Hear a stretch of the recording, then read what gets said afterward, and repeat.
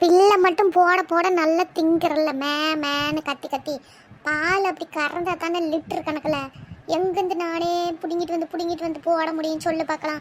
நீ பால் கொடுத்தீங்கன்னா தானே நானும் பிடுங்கிட்டு வந்து ஒரு ஆசையாக போடுவேன். நீ போடுற காஞ்ச பிள்ளைக்கு இந்த பாலே அதிகம். என்னது இது மாடு பேச்சுது, நல்லா கங்காட்சியாக இருக்குது. மாடு பேசுமா பேச்சும். இந்த ஊர்ல இல்லை, எந்த ஊர்லேயுமே மாடு பேச்சாது, மாமான்னு மட்டும்தான் கத்தும். நானே பயந்து போயிட்டேன் டாக்டரை. வாங்க, என்ன இந்த பக்கம்? பத்திராளியக்கா, நான் தான் கூப்பிட்டுக்கிட்டு வந்தேன். மாட்டுக்கு இலவசமாக ஊசி போடுறாங்களாம். இப்போ என்னமோ கோமேரி நோயா அது இதுன்னு வருதாமே, மாடு ஆறாரலாமா வச்சுக்கிட்டு இருக்கீங்க அப்படின்னு கேட்டாங்க. எனக்கு திடீர்னு உங்கள் நினப்பு தான் வந்துச்சு. சரி கூட்டிக்கிட்டு வந்தேன் பார்த்துக்கிடுங்க. அப்படியா, சரி சரி பத்திமினி. வாங்க டாக்டரை வாங்க.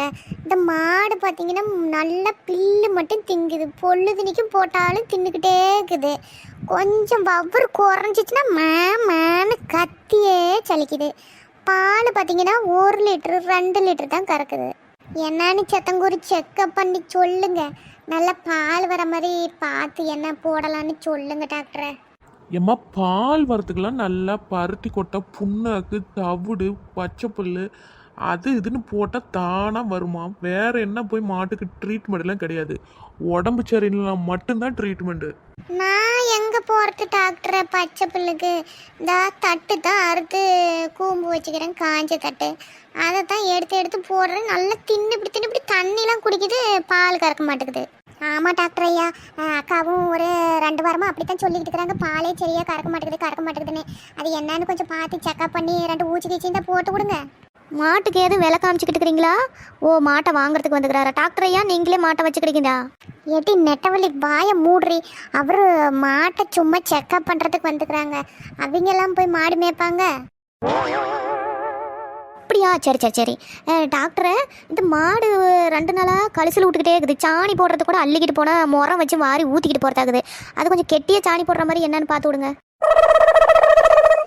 ஏம்மா, மனுஷருக்கு சேராத்த சாப்பிட்டா வயிறு பிரச்சனை கொடுக்குது, அந்த மாதிரி தான் மாட்டுக்கும். உங்ககிட்ட என்ன இது பெரிய வம்பா போச்சு? அதுவும் சரி தான். அப்புறமா இந்த மாட்டு பாலெல்லாம் நல்லா கெட்டியாக தானே இருக்கும். ஆனால் நம்ம அக்கா கிட்ட வாங்கினா எப்போ பாரு தண்ணியாட்டமே இருக்குது. அது எதனால்? அவங்க தண்ணியை கலப்பாங்களாக்கும்.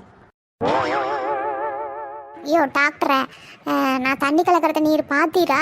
நான் தண்ணி கலக்க மாட்டேன், ஒன்றும் கலக்க மாட்டேன். இது சிந்து மாடு, அப்படித்தான் சலன்னு பால் இருக்கும். வைத்தியம் பார்க்க வந்துட்டாரு நல்லா. நீலாம் டாக்டருக்கு படிச்சியா இல்லை எங்கன்னா மாடு மேய்ச்சிக்கிட்டு கிடந்தியா? ஆனா என்ன பண்ணி போசுக்குன்னு கோவப்படுறீங்க? அந்த அம்மா தான் தண்ணியாட்டு இருக்குதுன்னு சொன்னாங்க. அப்புறம் தண்ணி கலந்தா தானே தண்ணியாட்டு இருக்கும், அதான் சொன்னேன். என் மாட்டை பார்த்துக்க எனக்கு தெரியும். நீங்கள் கிளம்புங்க ஃபஸ்ட்டு. ஏக்கா கோவப்படாதீங்கக்கா, அவங்க ஏதோ சும்மா விளையாட்டுக்காண்டி சொல்லியிருப்பாங்க. மாட்டுக்கு எதனா இருக்குதான்னு செக்அப் பண்ணிக்கிட்டோம், இலவசமாக தானே. வேணாம் 10 மணி, அதான் என் மாட்டுக்கெல்லாம் ஒன்றும் இல்லை.